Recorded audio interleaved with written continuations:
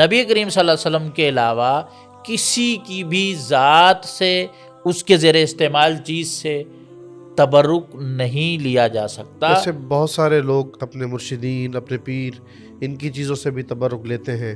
جی تو یہ ان کے داڑھی کے بال داڑھی لے کے لیتے بال ہیں، سر کے بال لے لیتے ہیں، ان ان کے کے زیر کپڑے، استعمال کپڑوں کو اپنے جی ہاں، پاس رکھتے ہیں۔ جہاں انہوں نے کوئی چلا کاٹا ہو، کوئی عبادت کی ہو، اس جگہ کو تبرک کا مقام جی سمجھتے تو ہیں۔ یہ آپ صلی اللہ علیہ وسلم کی ذات کے بعد کسی کے لیے یہ حکم نہیں ہے۔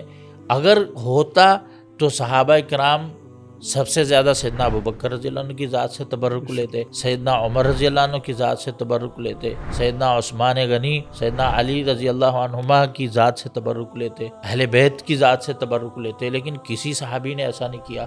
سلف صالحین کے اس عمل سے ہمیں یہ پتہ چلتا ہے کہ یہ ذات سے تبرک لینا، زیر استعمال چیزوں کو باعث برکت استعمال کرنا، اپنے پاس رکھنا، یہ صرف اور صرف رسول اللہ صلی اللہ علیہ وسلم کی ذات تک خاص ہے، اور کسی کی ذات کو بطور تبرک اس کے زیر استعمال چیزوں کو ہم استعمال نہیں کر سکتے۔